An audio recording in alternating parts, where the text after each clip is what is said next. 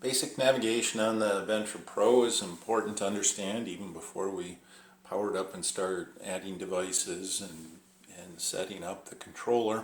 The first step we're going to look at here, we've got a controller that already has some settings in it. When you initially power up, when that time comes, you'll want to make sure that one of the first things you do, perhaps the very first, is add some devices and especially a temp sensor. Once it can read temperature, it's not going to give high-low alarms or other things because everything this controller does is based on temperature for the most part, and it can't really run ventilation without knowing what the temperature is. So in this case, the initial startup would come up at global parameters. In this case, we're viewing just the main screen where it starts up at. If you cancel 3 times, you can always generally get back to the same screen of the software revision.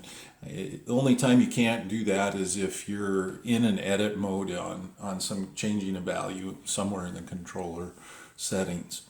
So from there, the menus that are across the top, you can navigate using the right and left arrows, and it circles around either direction and continues to loop. So you could come back to current equipment conditions, which is the same thing as current status. What that button would take you straight to would be this menu, and then underneath that there's a number of different things, the various sensors you've got and mode you're in, and then this going up and down will circle around and come back to the top as well.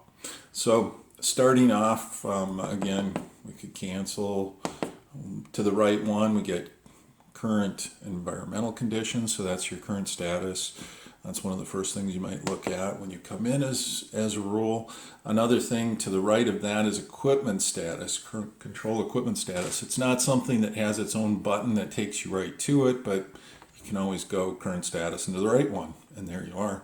And this will show opening sizes for various inlets or curtains. It'll show where the controller thinks what the state should be, what it's trying to do as far as whether fans should be on or off, and all that kind of information. So a lot of good information. And as you circle around, we've got animal info, which you could go straight to.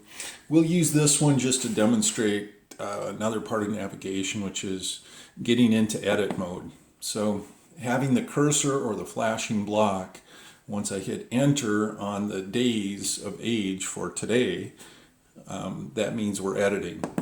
We change it to day 1, and we'll just leave the weight alone. That gives you how you edit it. Enter to go into edit, plus minus to change, enter again to save it. So simple thing there. So history, all the information, hourly history. We've also got a summary button which takes you to some specific summary information. Also at the bottom of that current equipment status that we looked at earlier are some summary information pieces too, depending on what equipment you have included. Continuing to the right, we have our what would be the same as control settings. This gets you to your set point ramping for temperature for broilers or for feeder pigs. And we've got building purge or vent settings, sound alarm when. This is the settings for like your high-low alarms for temperature. And then as we continue around, we can get into the individual device settings. But these also can be gotten to by going straight to one of these hotkeys. So once you put a sticker with a picture, this is a ceiling inlet that I set it up. I set it up as a sidewall inlet. Sorry. Anyway, this gets you right to the settings for that. And once again, the various settings are when we arrow down or arrow up.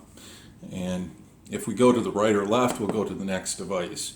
So in this case, I didn't have any more output devices. It went straight to the sensor setup. Generally, to navigate there, you could go to system setup, to the left one to get to your temp sensors, another one to the right. If you have any digital devices like a whisker switch or a water meter, might be in a next one over. But otherwise it's under sensor, all the settings would be under there.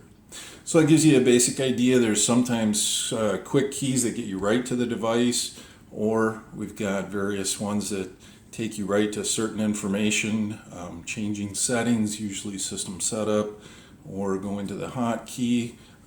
We navigate right, left, up, down, and change value, plus and minus, and cancel and enter.